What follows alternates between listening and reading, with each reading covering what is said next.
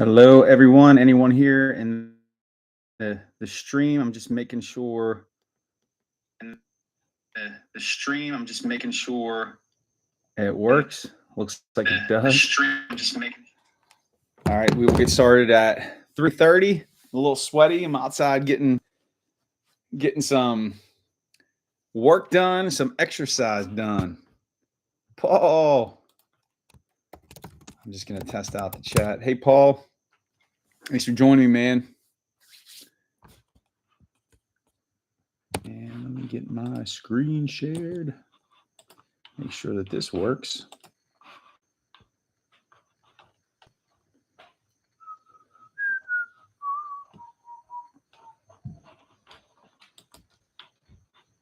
Hang on here.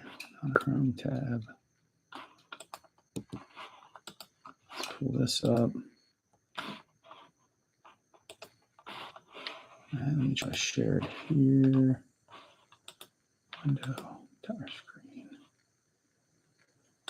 I always get confused with this.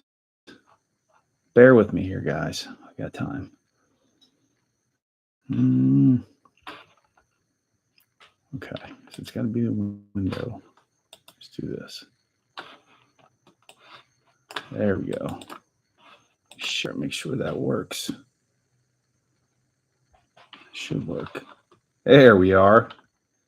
All right. Great. Full screen. All right, looks like we're good. Just make sure. All right, that's why I always jump on a few minutes early, because it always takes me a little bit to get in terms of sharing my screen. But we're good now. I hope everybody's having a good Sunday, a great Sunday out there. It's beautiful weather. It hasn't rained in forever, so trying to take advantage of it. And I love being out in my yard, doing some yard work.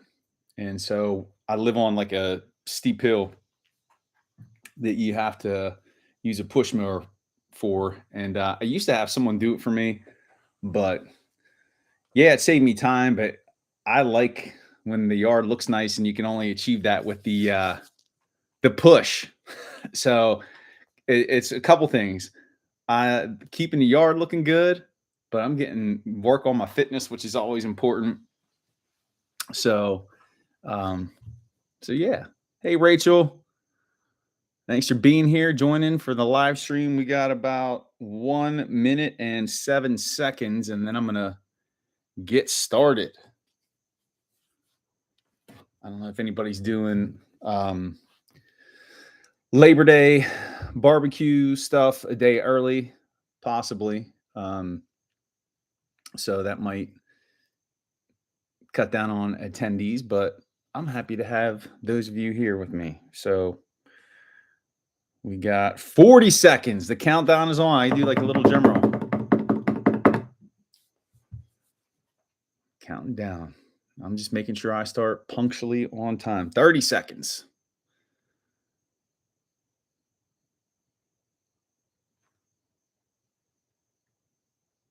20 seconds.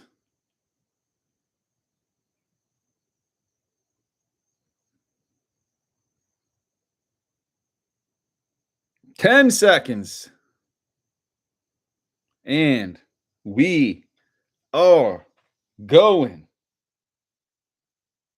live. What is going on, everybody? Jeremy Hritz here. Courage pays better than fear trading. Welcome to the live stream to get you set for a short week in the markets. Don't forget that tomorrow is Labor Day, September 1st, and the markets are closed. So it's a day off in terms of the markets. We're not going to be trading, but it's time for you to get some preparation in to prepare for what is historically the weakest month in the stock market. And let's just go back here to Sept last year and take a look at what happened there, just as a bit of a idea of what we potentially can be seeing this month. But you could see here September, or actually here's August 30th, right? And then here is the start of September. So September 3rd, big old bearish day, dropped down. Then we tested the 50, dropped down again on the 6th, didn't hit the 100, but got close to it. And then we got a rebound and pushed out of there. So we did get some all-time highs in September of last year, but we did have some volatility early. And in fact, if you are a follower of the Stock Almanac, historically speaking, the first part of September, there could be some bullish days. It's the second half where you could see some weakness come into play. And so the title of today's live stream is September, where the bears go to die. That was the thumbnail that I used for today, because potentially there is some weakness that has to come into play. And if we just look at this chart on the SPX, we could see that we're at all-time highs. Sure, we had some weakness come in on Friday. The SPX was down 41.6 points, but we're at all-time highs. We're stretched, and we are due for a pullback. We haven't had a 10% pullback. You'd have to go back to the tariff weakness that we had in April, and we've just been lights out since then. We had this lower low, higher low, double bottom, and we've just been pushing higher, and people are not afraid of tariffs. And I wanted to start there talking with tariffs because on Friday at market close, you had a federal appeals court rule that Trump's blanket tariffs are illegal. Now, that doesn't mean they're going to take them away, because you could see that here's this headline: U.S. appeals court ruled Trump's reciprocal tariffs illegal, allows those tariffs to remain as court proceedings continue. And they're going to have to go to court again, and this will be some point in October. But that has to bring into play, okay, these tariffs, sure, they're going to be applied, but are we going to find out when they go to the Supreme Court, I believe, that they are in fact illegal? And if they are taken away, they have been the thing that has been causing the slight uptick in inflation, which is expected to just be transitory. And if they do go away, then we should see inflation ease back down to its 2% target. So we want to pay attention to that to see if the market is going to take that as bullish or bearish. And you probably have market makers, dealers, big institutions right now trying to figure out if these tariffs are going to hold up in the Supreme Court. And so I was trying to watch Bitcoin to see if there was any type of response, and not much. It's a little green, but it's a story that we want to pay attention to here this week. And I also want to just go over the data that we're going to get this week, because we always want to frame the upcoming week in terms of data. And we are going to get some points that will move the market, starting with ISM Manufacturing PMI, which is expected to be slightly better than what it was. It's expected to come at 48.6. That's going to come in at 10 a.m. on Monday. Again, this is just going to give us some insight into how the economy is functioning. On Wednesday, we're going to get labor data from the JOLTS job openings, which are expected to be higher as well. And then when we come over to Thursday, we are going to get ISM Services PMI, which is going to be a tick higher than what it was the previous time. So that's more data related to the economy. And then on Friday, we're going to get the most important pieces of data, as we always do the first week of the month. And that's going to be non-farm payrolls, which are supposed to come in higher, and the unemployment rate. And as you can see, the unemployment rate is expected to creep up to 4.3. And that is something worth noting, because that's going to show weakening of the labor market. And we want to see if it does in fact come at 4.3 or even higher, how the market responds to that. And if it doesn't take it well, we could see some corresponding weakness come into play. So we want to be aware of that. We want to make sure we have a feel for the trend coming into September. And I know for me personally, what I'm going to be doing is I'm going to let the trend show itself first before I really set my sights on how I'm going to day trade this month. I really do the same thing every month. I did the same thing in August. I let the trend establish itself. August started out a little funky and choppy for me. Then I settled into a groove and finished with some nice profits in the month. I'm going to do the same thing here in September. And if you remember back to the start of August, here was that first candle here in August. We had that huge, I can't even call it a huge gap down, but we had a big gap down and everybody's panicking and thought it was going to be a repeat of the flash crash of 2024. That didn't happen. We push out of there, little retracement, push back up, and here we are sitting at all-time highs. So what is going to happen? Again, just let's dig into the tickers and start with the broader market. So we have the price action pushing higher up near all-time highs, but we do see that the RSI is declining. And let me make sure my volume isn't on here right now. So let me add volume back on. I don't know why that got deleted, but I want to show you the volume is decreasing somewhat. So you have the price action increasing, but you have the volume decreasing, and we're seeing the RSI start to move a little bit lower. And again, factoring in seasonal weakness for September, this is typically when portfolios, mutual fund managers are rebalancing things. That's where the weakness can come into play. And September historically is the worst month in the stock market, especially for the Qs. So being that we're up here at all-time highs, we have to be ready for a potential dip. Now, does that mean that we're just going to crash and fall off the face of the earth? No. But we do need to be ready for a 3% dip, 5% dip, worst case scenario, maybe a 10% dip that will kind of grind sideways into October, because typically you'll see bottoms of corrections and bear markets happen in October. So we just want to be ready for any type of weakness that we see there. If we take a look at the Qs, your bears will interpret this as, oh man, that's a head and shoulders pattern. But this recent shoulder here was higher than the right shoulder is higher than the left shoulder. We are sitting on quite a bit of support here. You do have that 50 simple moving average on the daily. I'd like to see it come down and retest there to see what it's going to do.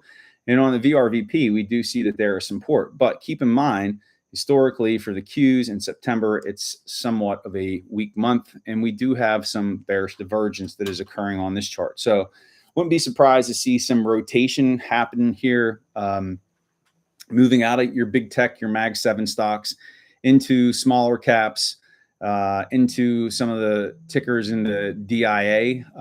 So just keep an eye on that. We could probably see some weakness here in the Qs. And then the Dow Jones Industrial, they're basically trading inside of the Jackson Hole candle. It didn't break out. We are seeing some lower wicks here, so there's some buying taking place.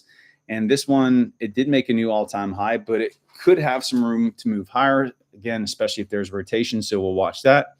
And then there's IWM, which just got a golden cross here on the 5th of August, pushed up, retraced, pushed up, and now we're just kind of moving along sideways, and we do have that all-time high in sight of 245.12. So we want to keep an eye on that. There could be some space for small caps to move. And remember that they are sensitive to rate cuts, and we should be getting a rate cut September 17th. That's going to be a big day. That's the Fed meeting, the rate decision, and also the dot plot. But typically what will happen is you'll get a push into the rate cut and then a sell down afterwards. But it looks like IWM will make an all-time high before it drops. So just keep an eye on that one. And just a few other things to take a look at here. The 10-year, we'll see if it's going to find support, and it'll create a trend line off of the lows that it made there on April 4th. Remember, the 10-year is really what mortgage rates are set off of. The Fed does not set interest rates for mortgages. It's the 10-year. Not a lot of people know that. So we want to watch what happens here, if it's going to get a bounce off of this, if this is going to establish itself as a trend line, or if it's going to break through and come down lower. And then we have the good old VIX, which is very, very low. And I posted in my community today a chart, and let me bring this up here.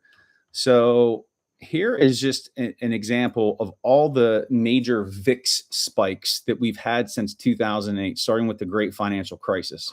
And keep this in mind, when there's fear and uncertainty in the markets, you'll see the VIX spike.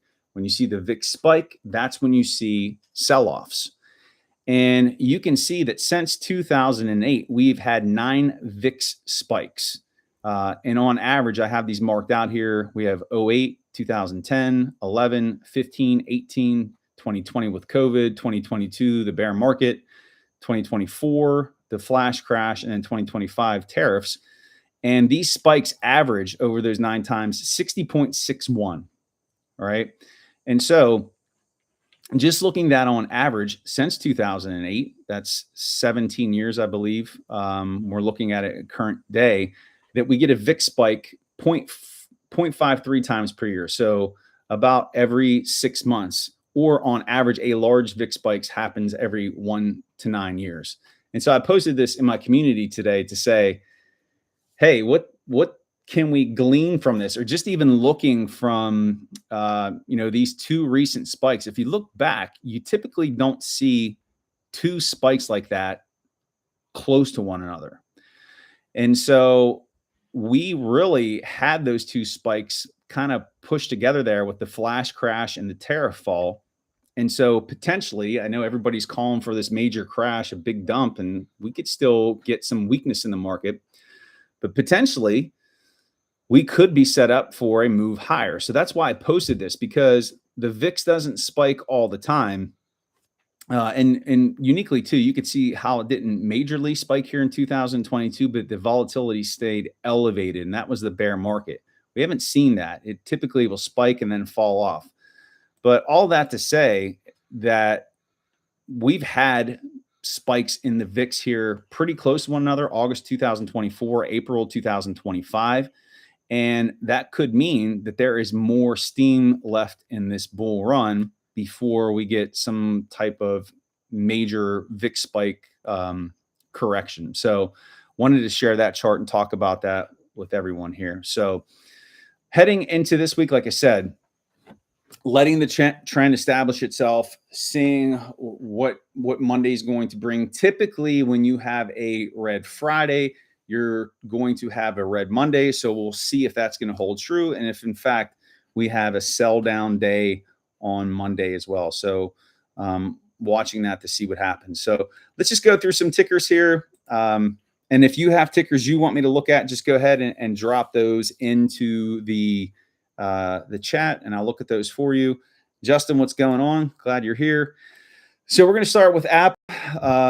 Again, you could see that it's still off of its all-time highs. It actually held in there pretty strongly on Friday, while the rest of big tech sold down. You can see Tesla down 12, Meta down 12, Netflix down 23, Microsoft down 3, Nvidia down $5.99, almost $6. But Apple's hanging in here and sitting on some nice support here on the VRVP, the point of control.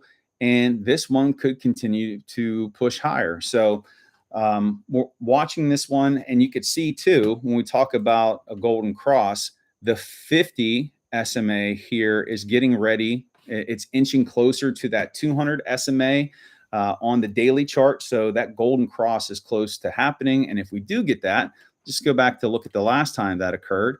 Right here, you could see the type of move that Apple had, right? It was a nice spike, retest, and then pushed higher. So you're going to want to keep an eye on Apple at the start of the week in terms of big tech. All the other Mag 7 are showing some weakness right now, Mag 8, whatever you want to call it. But Apple could have some opportunity to the upside. And right there on the table, that 260.05, its all-time high, that could be a target that it potentially could hit. So keep an eye on Apple if you're looking for some day trades, or if you're in a swing trade, there could be some more opportunity for this one to run higher. Taking a look at Amazon, we are making a series of lower highs. So we want to break that pattern if this is going to push up. But I've talked before too about how once Amazon gets oversold, Jeff Bezos typically sells his shares, and it typically, overbought. So typically won't stay up there for too long. And the fact that we're not up in that overbought territory could indicate that there is some room to run here. And what I would watch, if I would just draw an upper trend line resistance, is what happens when we retest that area. Can we push above it, or does it get rejected and those lower highs stay intact? No real edge for me here on Amazon. Probably wants to come a little bit lower, but keeping an eye on it. Google, despite all the weakness on Friday, made a new all-time high. And this one probably has a bit more room to run. Again, everything else had its time to shine, and now Apple and Google are making its push. I've been watching Google to get up to the 225 area. So let's see if it could potentially do that this week if we get weakness in all the other tickers. So we'll watch here. We might get a little bit of a pullback, though, because you do see that we are overbought a little bit. You did have some selling pressure come in on Friday, but it's still held green in a red market. You got the golden cross here on the 24th of July. It's been pushing up since. So maybe a little bit of rest coming in here for Google this week. Tesla is an interesting chart. I haven't really traded Tesla in quite some time because I haven't had any edge, but I feel like we are creating some nice structure here. We are building out some support, and really we've been range bound for quite some time. And, you know, if we just look here, there's a nice area of support that used to be resistance. And there's a confluence here of volume on the VRVP, and it needs a catalyst to break out. And if it can, it could start pushing because it really hasn't participated in the recent rally. You can see here where it dumped with tariffs, really a triple bottom that occurred here, pushed up, and this former resistance has been recently serving as support. And it's tested that 1, 2, 3 times, and you can see that we're making lower highs. So we want to watch this one. You did get a golden cross here, but it gave it up. But now it is, the 50 is curling back up to that 200. So just keep an eye on Tesla, because when it gets moving, it could push pretty hard. So this is one that's interesting to me. I'm actually going to start watching that for some day trades here on Monday, and I have that right below Apple when I'm looking at the tickers. Here's Meta. Had that big gap up on earnings. It's dropped down. The 50 is holding it up right now. The earnings gap is down here at 708.53. Something that would be nice if it can come down and fill that earnings gap and then push out of here. That would be a nice opportunity. Some of your bears out there would say, oh, well, we'll take that. That's going to create a nice head and shoulders. But I do think Meta has room left here to run. But that's the first area we want to watch on downside weakness. Can it fill that gap here to 708.53? So watching that one. Yes, Jackie, I will look at Avgo for you. Let's come over here to NVIDIA. So I thought that there was a strong possibility for NVIDIA to pop on earnings, but the restrictions of chip sales to China really held it back from just blowing the earnings report out of the water. And, you know, they were punished for it. Also, there was a slight miss in their data center revenues that Wall Street did not like. And so that's why we've seen the drop. And again, it's not a huge dump on NVIDIA, and it does need to cool off, right? It's been on, I mean, look at this run that it's had. It's just been going crazy since it gapped up here in May, and it's just been pushing higher. So this is nothing to be afraid of. Let's see if it wants to come down. First spot to retest that 50, if it can get a bounce there for support. If it would fall below that, then you could see here we're pretty thin on volume down to the 159, 156 area. If it were to break through that, then you would want to be looking at 147, which is going to line up with your 100-day simple moving average. So let's see what happens with NVIDIA here on Monday, but there could be a little bit more weakness that comes into play. But again, NVIDIA is cursed by its own success because they're expected to be perfect in their report. So this is just a little bit of a cooling off process for it before it starts pushing again. So, you know, it's NVIDIA, for crying out loud. And then we have Netflix here. So this 50 has been very, very strong. It has not been able to get above that. And if you remember, Netflix gapped down on earnings. It tried to rebound, dropped, pushed back up, got over that 50 for 2 days, but then fell down back below it. To me, it looks like it wants to come down and at least test that 100. And then from there, potentially we can get a bounce. Keep an eye on earnings that'll happen. I think this is September 25th. Yeah, September 25th, they're going to report earnings. And so historically, Netflix does report well during earnings. And so what would be nice is to see some selling come into play here into that earnings report, and then we could see them rocket ship out of there. But I think there's probably a little bit more weakness here to go. You can see that it's sitting right on that control right now, but the volume does start to thin out below. So let's see what happens. Watch that 100 is a key point for Netflix. And then Microsoft, again, that big gap up on all-time highs, and you have profit taking here that's been occurring. Nothing out of the ordinary, sitting right there on the 50 on the point of control, thick volume node there. If this thing wants to drop, we would have to watch that 100 as a bouncing area. Below that, you have this volume node here in the 450s. And then you'd want to watch that 200. I don't think it will get that far. That 100 would probably be more likely. And right now, this is corrected only 10%, so it can come lower. 20% would bring us to...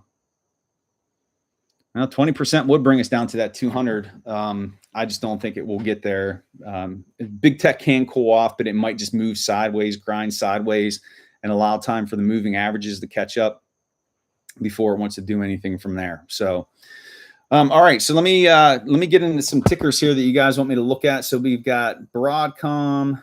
Pretty sure I have it here on my chart. Yes, I do. So here is AVGO. This is for Jackie. So let's do this. We're going to start at the monthly. Just take a look at where we are. So Broadcom has been on this huge run. You had a pullback into tariffs like everyone else. And we've had 1, 2, 3, 4, 5 bullish months in a row. We are not overbought as much as we were in recent months. And then just taking a look at the weekly here. Here's the tariff drop. We've just been on a rocket ship since then. And then just taking a look at the last time they reported earnings. Right here, we did have a gap down. So this thing closed at 260.07, gap down to, what was the low that day? 246.04. But then it stabilized pretty quickly and then started to grind higher, making an all-time high of 316.72. Its previous report on earnings, a little bit of a gap up. This is during all that tariff weakness, so that you could just throw that one out. But if you go back to December, it had a big gap up. And then last September, it had a gap down. So September is typically weak for semiconductors in general.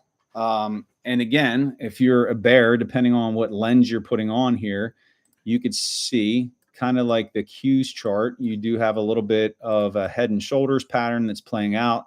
This 50 is holding as support, but if it were to gap down and get below that 50, then you could see some weakness down to the 274 area. If it would take that out, 265, there's the low 260s, and then potentially all the way down here to the 100 at 252. But that's assuming that they report poorly. And if we see this head and shoulders play out. So they're going to report earnings actually on Thursday. So this will be one worth paying attention to. But this thing has run so much. If you're in this one and you're up, you want to consider trimming, taking some profits, locking it in. Because again, with earnings reports, you never know what's going to happen. And speaking from experience, you can lose lots of money on that. So make sure you're protected if you are in a position on Broadcom heading into that report.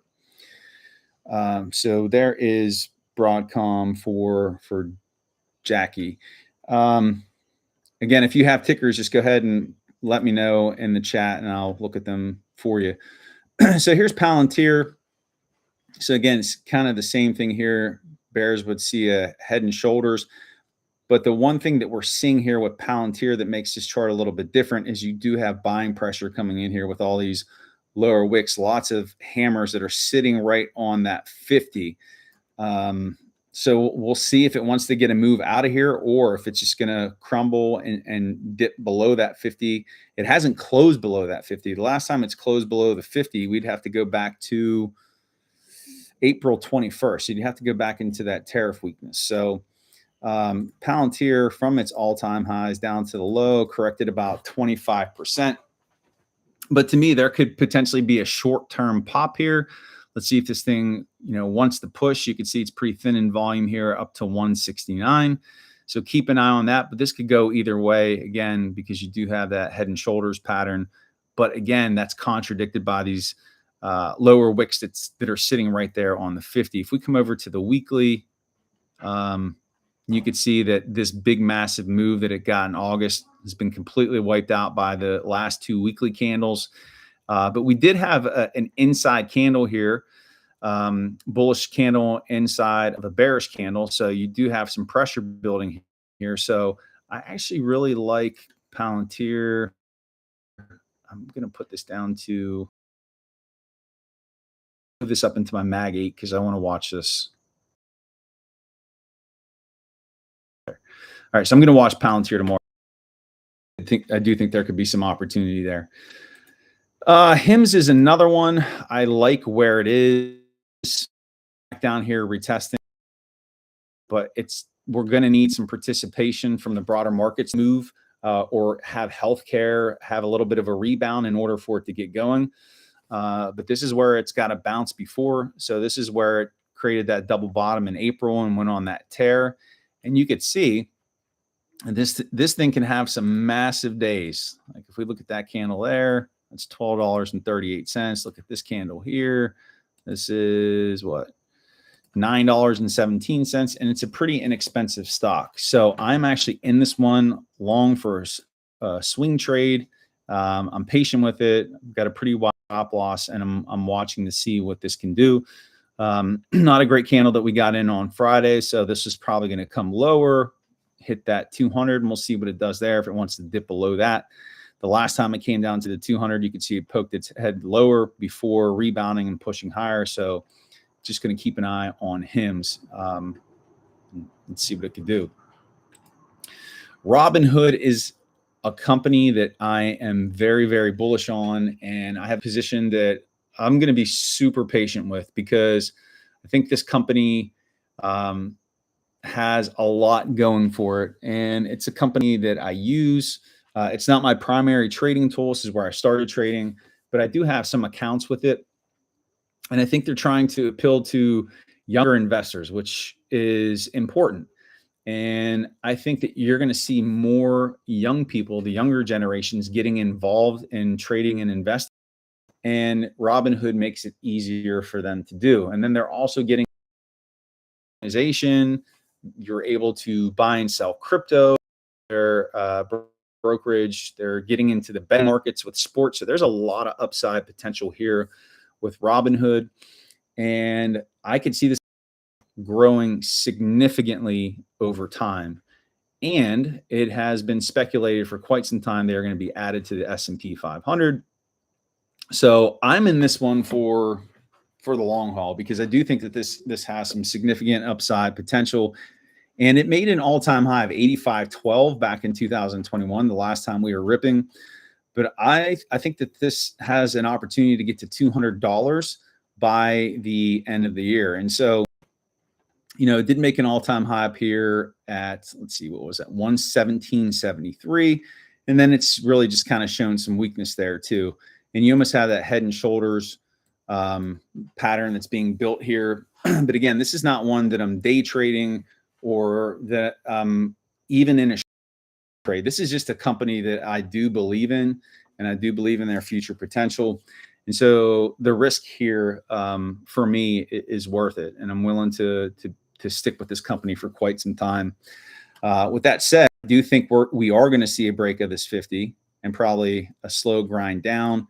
And then I want to see what happens at those 2021 all-time highs, if that's where we start out here. But I will continue to add to this position on the way down because, again, I love this company. I think it's a great company. I think it has tremendous upside. And I think over time, it's going to appeal to a younger group of investors, which it does now. It's going to pull more people in. And I think it has great potential up. Now, some of the drawbacks, it's not as sophisticated as your interactive brokers or Thinkorswim. So there are things that it can improve on from that perspective. But the true benefit of it is its simplicity. So, I'll be watching Robinhood for quite some time. And then another company to really put inside of that same arena is Roblox. It did make a new all-time high here on its last earnings report. It got up to 150.68.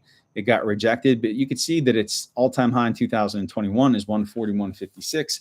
But the engagement that this company has seen in recent months with games like Grow a Garden and Still a Brain Rot, I only know these because my kids use these, has been insane. You're talking records being broken every weekend in terms of users. So there is some tremendous upside here.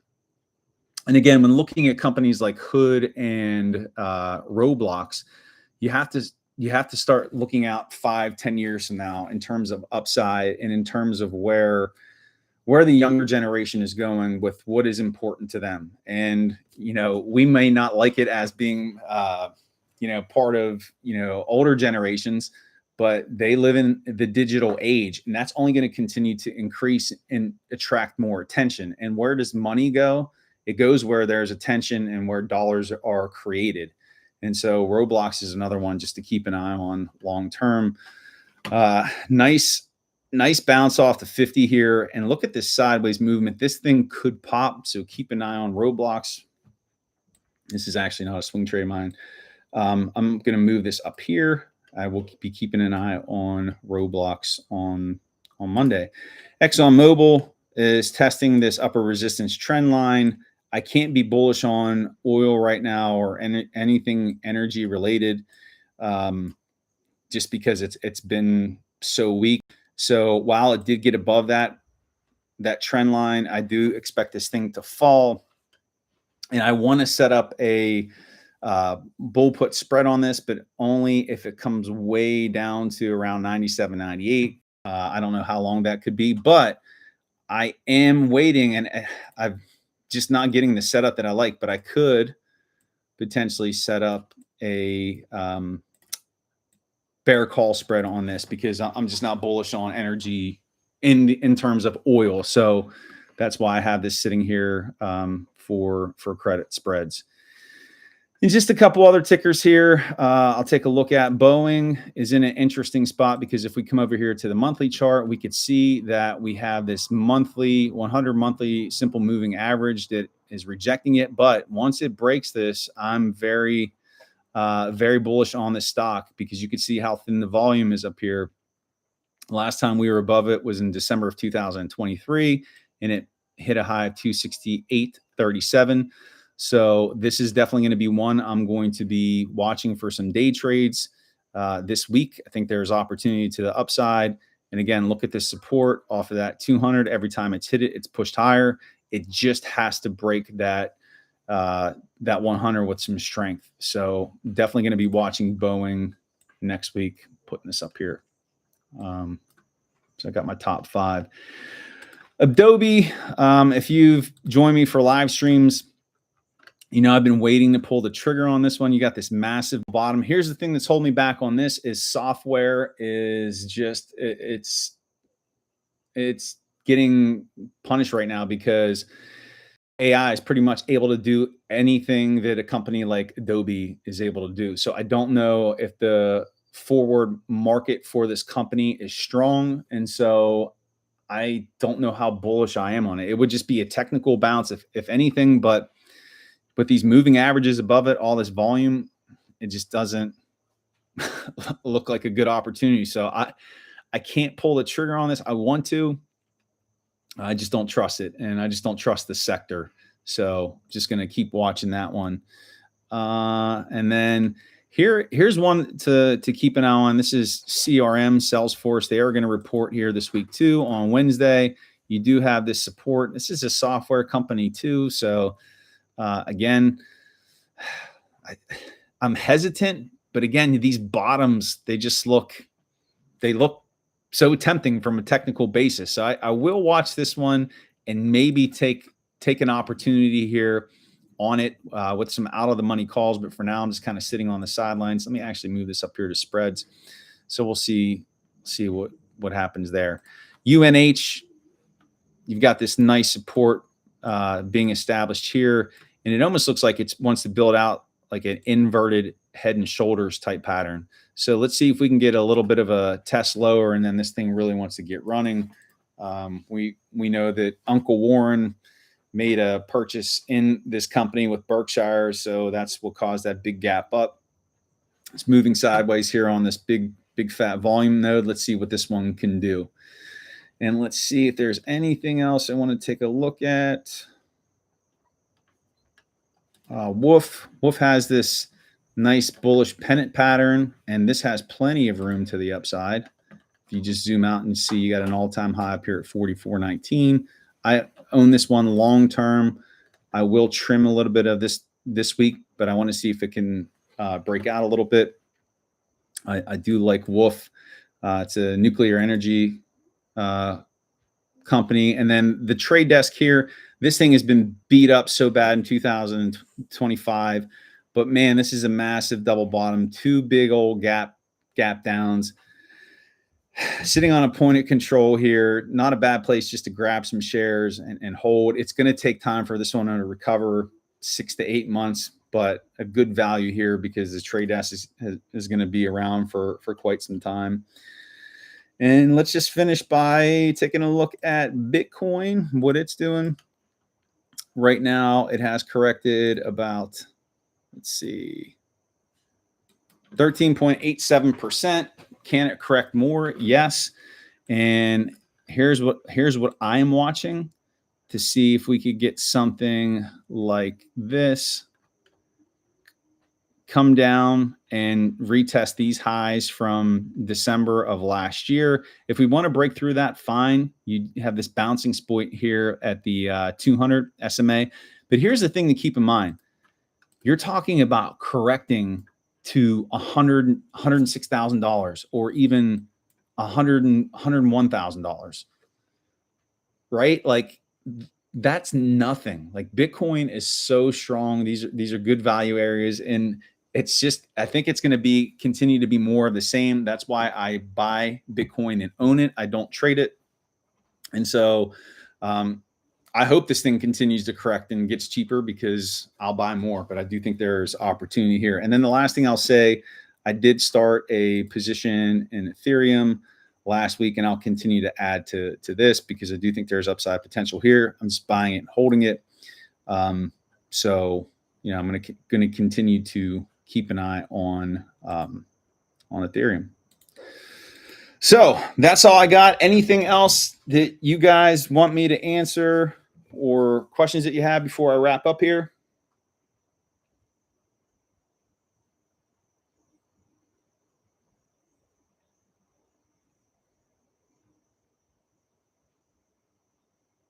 I'm giving some wait time. All right. Well, no questions. I'm going to let you go about your weekend. Go enjoy yourselves. Enjoy this Labor Day.